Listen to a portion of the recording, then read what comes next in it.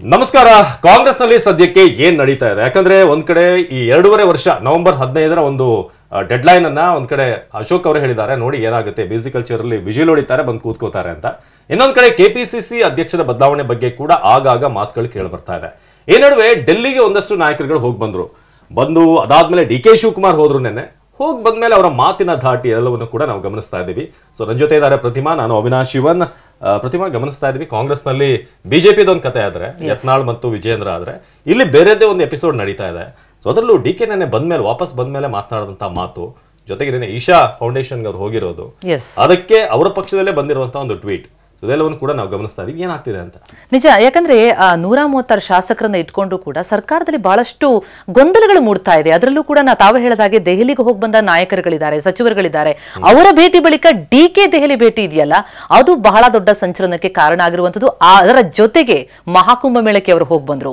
ಮಹಾಕುಂಭ ಮೇಳಕ್ಕೆ ಅವರು ಹೋಗಿ ಬರ್ತಾ ಇದ್ದಂತೆ ಬಹಳ ಟೀಕೆ ಟಿಪ್ಪಣಿಗಳನ್ನ ಅವರು ಕೇಳಬೇಕಾಯ್ತು. ಬರೀ ವಿಪಕ್ಷಗಳಿಂದ ಅಷ್ಟೇ ಅಲ್ಲ, ಅವರು ಕಾಲೆಳೆದಿದ್ದಷ್ಟೇ ಅಲ್ಲ, ಕಾಂಗ್ರೆಸ್ ನಾಯಕರುಗಳು ಕೂಡ ಕಾಲೆಳೆದ್ರು. ಅದಾದ ಮೇಲೆ ಇಶಾ ಫೌಂಡೇಶನ್ ನ ಕಾರ್ಯಕ್ರಮಕ್ಕೆ ಹೋಗಿ ಬಂದದ್ದು.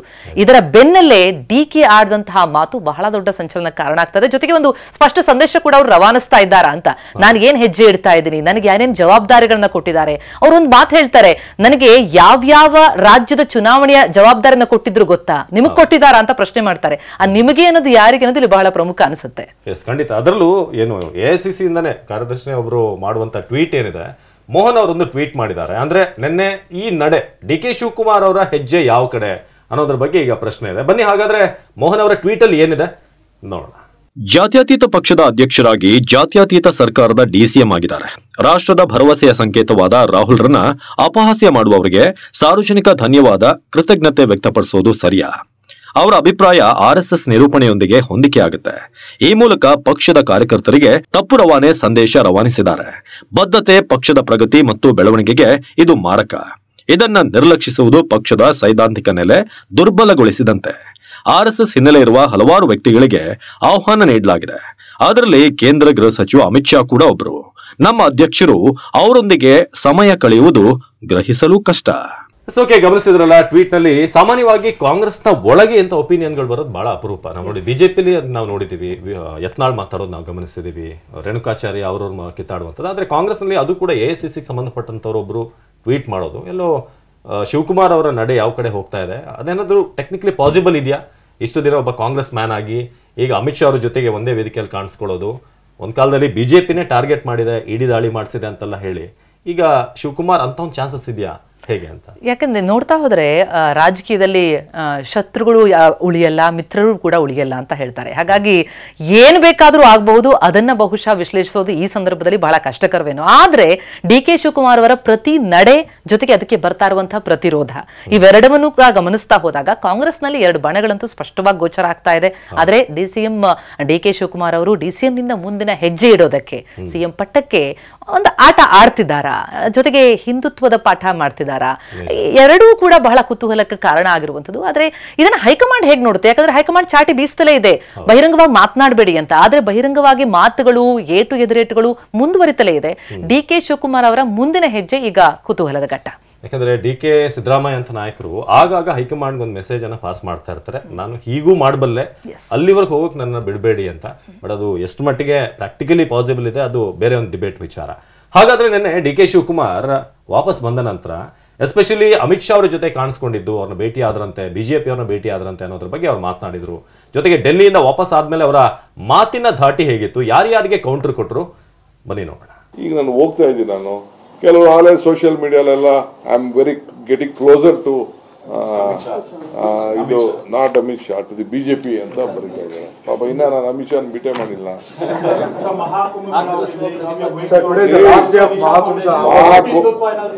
ಮಹಾಕುಂಭ ಮೇಳ, I am A Hindu, I am A Born Hindu, I will die as A Hindu. But I love all religion, I respect all religion, I love whichever religion. When I was in jail, I have learned about Sikhism. My experience was very good. Number one, I appreciated the organization which they had done. It is a not small job. Whatever may be, ಅಷ್ಟು ಜನಕ್ಕೆ ಮಾಡಿ ಕೆಲವು ಒಂದು ಎರಡು ತೊಂದರೆಗಳು ಆಗ್ಬೋದು, ಟ್ರೈನ್ಗಳಲ್ಲಿ ತೊಂದರೆ ಆಗ್ಬೋದು, ಆಗಿರ್ಬೋದು. ನಾನು ಅದೆಲ್ಲ I don't like to find faults. But it is satisfaction, one satisfaction. ಈ ಭಕ್ತಂಗೂ ಭಗವಂತ ಕೆಲವರು ನೇರವಾಗಿ ಪ್ರೇ ಮಾಡ್ತಾರೆ, ಕೆಲವರು ಪೂಜಾರಿ ಇಟ್ಕೊಂಡು ಮಾಡ್ತಾರೆ. ಅರ್ಚಕಸ್ಯ ಪ್ರಭಾವೇನ ಶಿಲಾದ್ಭೌತಿ ಶಂಕರ. ಅರ್ಚಕನ ಪ್ರಭಾವದಿಂದ ಶಿಲೆಯಲ್ಲೂ ಶಂಕರನ ಕಾಣುವಂಥದ್ದು. ಮಧ್ಯ ದೇವರಾಗಿ ಜ್ಞಾನನೇ ಅವರೇ ಪೂಜೆ ಮಾಡ್ತಾರೆ, ಕೆಲವರು ಪೂಜಾರಿ ಮುಖಾಂತರ ಮಾಡ್ತಾರೆ. ಗಮನಿಸಿದ್ರಿ ಡಿ ಕೆ ಶಿವಕುಮಾರ್ ಅವರ ರಿಯಾಕ್ಷನ್. ಇದ್ರ ಬಗ್ಗೆ ಮಾತನಾಡೋದಕ್ಕೆ ನಮ್ಮ ಜೊತೆ ಕಾಂಗ್ರೆಸ್ನ ವಕ್ತಾರರಾದಂಥ ನಟರಾಜ್ ಗೌಡ್ರು ಇದ್ದಾರೆ. ಬನ್ನಿ ಅವ್ರನ್ನ ಮಾತನಾಡ್ಸೋಣ. ಹಲೋ ನಟರಾಜ್ ಗೌಡ್ರೆ, ನಮಸ್ತೆ. ಎಸ್, ಈಗ ಇವತ್ತಿನ ಕಾರ್ಯಕ್ರಮದಲ್ಲಿ ನಾವು ಮಾತಾಡ್ತಿರೋದು ಕಾಂಗ್ರೆಸ್ನಲ್ಲಿ ಆಗ್ತಿರುವಂತಹ ಬೆಳವಣಿಗೆ, ಅದರಲ್ಲೂ ಡಿ ಕೆ ಶಿವಕುಮಾರ್ ಅವರು ನಿನ್ನೆ ಈಶಾ ಫೌಂಡೇಶನ್ಗೆ ಹೋಗಿರುವಂತಹ ವಿಚಾರ, ಅದಾದ್ಮೇಲೆ ಆಗ್ತಿರುವಂತಹ ಚರ್ಚೆ, ಜೊತೆಗೆ ನಿಮ್ಮದೇ ಎಐಸಿಸಿಯ ನಾಯಕರೊಬ್ರು ಮಾಡಿರುವಂತಹ ಟ್ವೀಟ್ ಏನನ್ನ ಸೂಚನೆ ಕೊಡ್ತಾ ಇದೆ ಅಂತ ಎಲ್ಲರೂ ಕೂಡ ಒಂದು ಹಾಡು ಹೇಳ್ತಿದ್ದಾರೆ. ಈಗ ಶಿವನೇ ನಿನ್ನ ಆಟ ಬಲ್ಲವ್ರು ಯಾರ್ಯಾರು ಅಂತ. ನಿಜ, ಶಿವನ ಆಟ ಬಲ್ಲವ್ರು ಯಾರು? ಈಗ ಶಿವನ ಈಗ ಈ ಕಾಂಗ್ರೆಸ್ ಪಕ್ಷದಲ್ಲಿ ನಾಸ್ತಿಕರು ಇದ್ದಾರೆ, ಆಸ್ತಿಕರು ಇದ್ದಾರೆ, ಶಿವನ್ ನಂಬೋರು ಇದ್ದಾರೆ, ವಿಷ್ಣು ನಂಬೋರು ಇದ್ದಾರೆ. ಈಗ ಎಲ್ಲಾ ಧರ್ಮ, ಎಲ್ಲಾ ಜಾತಿ, ಎಲ್ಲ ಇದಿರ್ತಕ್ಕಂತಹ ವಿಷಯ ಇರ್ತಕ್ಕಂಥವ್ರು ಇದ್ದಾರೆ. ಅದರೊಳಗೆ ಮಾನ್ಯ ಡಿ ಕೆ ಶಿವಕುಮಾರ್ ಅವರು ಅತ್ಯಂತ ದೈವ ಭಕ್ತರು. ನಾವು ಅದನ್ನು ದಿನನಿತ್ಯ ನೋಡಿದ್ದೀವಿ. ಸೊ ಕೆಲವರು ತಿಂಗಳಿಗೊಮ್ಮೆ ಪೂಜೆ ಮಾಡೋದು, ಕೆಲವು ವರ್ಷಕ್ಕೊಂದ್ಸಲ ಪೂಜೆ ಮಾಡೋದು, ಕೆಲವು ದಿನಕ್ಕೊಮ್ಮೆ ಪೂಜೆ ಮಾಡಬಹುದು. ಸೊ ಹಾಗಾಗಿ ಮಾನ್ಯ ಡಿ ಕೆ ಶಿವಕುಮಾರ್ ಅವರು ಏನು ಈಶಾ ಫೌಂಡೇಶನ್ ಕಾರ್ಯಕ್ರಮಕ್ಕೆ ಹೋಗಿದ್ದಾರೆ, ಶಿವರಾತ್ರಿಗೆ ಹೋಗಿದ್ದಾರೆ, ಅದು ಅವರ ವೈಯಕ್ತಿಕ ವಿಚಾರ, ಪಕ್ಷದ ವಿಚಾರ ಅಲ್ಲ. ಅವರ ನಂಬಿಕೆ, ಅವರ ಭಕ್ತಿ, ಅವರ ಶ್ರದ್ಧೆ, ಅದನ್ನ ಗೌರವಿಸತಕ್ಕಂಥದ್ದು ನಮ್ಮ ಜವಾಬ್ದಾರಿ. ಯಾಕಂದ್ರೆ ಎಲ್ಲರೂ ಅವರು ಆಚರಣೆ ಮಾಡ್ತಾರೆ. ಅದನ್ನ ವೈಯಕ್ತಿಕವಾದದನ್ನ ನಾವು ಟೀಕೆ ಮಾಡ್ಲಿಕ್ಕೆ ಸಾಧ್ಯ ಆಗೋದಿಲ್ಲ. ಆಮೇಲೆ ಅದು ಅಸಂಬದ್ಧ ಆಗುತ್ತೆ. ಅವರ ವೈಯಕ್ತಿಕ ವಿಚಾರಗಳಿಗೆ ನಾವು ತಲೆ ಹಾಕ್ದಲೆ ಅವ್ರ ಗೌರವ ಕೊಡುವಂಥದ್ದು ಮಾಡ್ಬೇಕಾಗ್ತದೆ. ಬಟ್ ರಾಜಕೀಯ ವಲಯದಲ್ಲಿ ಇರೋ ಚರ್ಚೆ ಏನಂತಂದ್ರೆ ಡಿ ಕೆ ಶಿವಕುಮಾರ್ ಅವರು ಹೈಕಮಾಂಡ್ಗೆ ಒಂದು ಮೆಸೇಜ್ ಅನ್ನ ಪಾಸ್ ಮಾಡ್ತಿದ್ದಾರೆ ಈ ಮೂಲಕ ಅನ್ನೋ ಒಂದು ಚರ್ಚೆ ನಡೀತಾ ಇದೆ. ಇದೊಂದೇ ಇದೇ ಜಾಗದಲ್ಲ. ಅವರು ನೋಡಿ, ಈಗ ಕುಂಭಮೇಳಕ್ಕೆ 144 ಇಯರ್ಸ್ ವರ್ಷಕ್ಕೂ ಆಗಿರ್ತಕ್ಕಂಥ ಮಹಾಕುಂಭಮೇಳಕ್ಕೆ ಅದು ಅವ್ರ ಶ್ರದ್ಧೆ, ನಂಬಿಕೆ, ಅಲ್ಲಿ ಹೋಗ್ಬೇಕಂತ ಆಸೆ ವ್ಯಕ್ತಪಡಿಸೋದು. ಕೆಲವರು ಹೋಗಕ್ಕೆ ಇಷ್ಟ ಇಲ್ಲ, ಬೇಡ, ಅದು ಕೆಲವರು ಹೋಗ್ತಾರೆ, ಅದು ಹೋಗಕ್ಕೆ ಗೌರವ ಕೊಡಬೇಕು. ಇದು ಹೈಕಮಾಂಡ್ ಆಗ್ಲಿ, ಹೈಕಮಾಂಡ್ ಇದ್ರಲ್ಲಿ ಯಾವ್ದು ಅವ್ರ ಭಿನ್ನರಾಗ ಏನಿಲ್ಲ. ಎಲ್ಲರೂ ಅವರವರ ವೈಯಕ್ತಿಕ ವಿಚಾರಗಳಿಗೆ ಹೈಕಮಾಂಡ್ ಸಂಪೂರ್ಣ ಸ್ವಾತಂತ್ರ್ಯ ಇದೆ. ಬಟ್ ನಟರಾಜ್ ಗೌಡ್ರೆ ಭಿನ್ನರಾಗ ಇಲ್ಲ ಅಂತಿದ್ದೀರಿ, ಆದ್ರೆ ಭಿನ್ನ ರಾಗಗಳು ಕೇಳಿ ಬರ್ತಾ ಇದೆಯಲ್ಲ ಅಂತ ಅನ್ನೋದು ಈಗಿರೋ ಪ್ರಶ್ನೆ. ಯಾಕಂದ್ರೆ ನಾವು ಗಮನಿಸ್ತಾ ಇದೀವಲ್ಲ, ಈಗ ನಾವು ಭಿನ್ನ ರಾಗಗಳಿಗೂ ನಾವು ರೆಸ್ಪೆಕ್ಟ್ ಕೊಡ್ತೀವಿ. ಯಾಕಂದ್ರೆ ಅದು ಅವರ ವೈಯಕ್ತಿಕ ವಿಚಾರ. ಆದ್ರೆ ಅಧ್ಯಕ್ಷರ ವಿಷಯಕ್ಕೆ ಬರಬಾರದು ಅನ್ನೋದು ಅವ್ರಿಗೆ ಗೊತ್ತಿರಬೇಕು. ಯಾಕಂದ್ರೆ ಇದು ಒಂದು ಪಕ್ಷದ ಸಿದ್ಧಾಂತದ ವಿಷಯ ಅಲ್ಲ.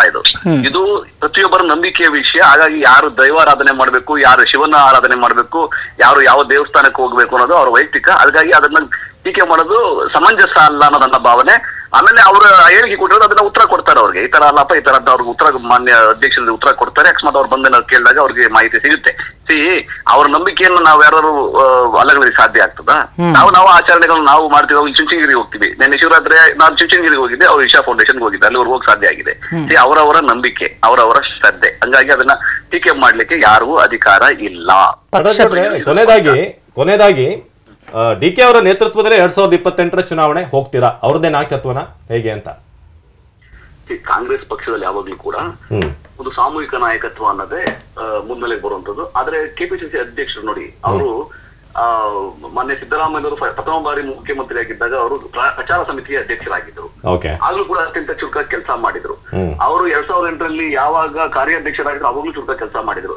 ಮಾನ್ಯ ಡಿ ಕೆ ಶಿವಕುಮಾರ್ ಅವರು ಅವ್ರಿಗೆ ಕೊಟ್ಟಿರುವ ಸ್ಥಾನದಲ್ಲೇ ಅತ್ಯಂತ ಪ್ರಭಾವಶಾಲಿಯಾಗಿ ಕೆಲಸ ಮಾಡ್ತಾರೆ. ಈಗಲೂ ಕೂಡ ಉಪಮುಖ್ಯಮಂತ್ರಿ ಇದ್ದಾರೆ, 5 ವರ್ಷಗಳ ಕಾಲ ಅಧ್ಯಕ್ಷರಿದ್ದಾರೆ. ಅದರ ಪ್ರಭಾವ ಇದ್ದೇ ಇರುತ್ತೆ, ಅದರ ಶಕ್ತಿ ಸಾಮರ್ಥ್ಯ ಇದ್ದೇ ಇರುತ್ತೆ, ಅವರ ನಾಯಕತ್ವ ಇದ್ದೇ ಇದೆ. ಹಾಗಾಗಿ ಅವರು ಲೀಡ್ ಮಾಡಿದ್ದಾರೆ. ಅದು ಕೆಲವು ಜಾಗಗಳಲ್ಲಿ ಅವರ ಮೇಲ್ಗೈ ಇರುತ್ತೆ. ಹಳೆ ಮೈಸೂರು ಭಾಗದಲ್ಲಿ ಡಿ ಕೆ ಶಿವಕುಮಾರ್ ಅವರಿಗೆ ಹೆಚ್ಚಿನ ಪ್ರಚಾರ ಇದೆ, ಹೆಚ್ಚಿನ ಶಕ್ತಿ ಸಾಮರ್ಥ್ಯ ಇದೆ, ಹೆಚ್ಚಿನ ಜನ ಬೆಂಬಲ ಇದೆ. ಸೊ ಹಾಗಾಗಿ ಅವ್ರು ಆ ರೀತಿ ಹೇಳ್ತಾರೆ. ಆದ್ರೆ ಸಾಮೂಹಿಕ ನಾಯಕತ್ವ ಅನ್ನೋದೇ ಕಾಂಗ್ರೆಸ್ ಪಕ್ಷದ ಮಾನ್ಯ ಖರ್ಗೆ ಅವರು, ಮಾನ್ಯ ಸಿದ್ದರಾಮಯ್ಯವರು, ಮಾನ್ಯ ಡಿ ಕೆ ಶಿವಕುಮಾರ್ ಅವರು, ಇದೇ ರೀತಿ ಎಷ್ಟೊಂದು ಕಾರ್ಯಾಧ್ಯಕ್ಷರುಗಳಿದ್ದಾರೆ, ಹಿರಿಯ ನಾಯಕರಿದ್ದಾರೆ, ಮಾಜಿ ಮುಖ್ಯಮಂತ್ರಿಗಳಿದ್ದಾರೆ.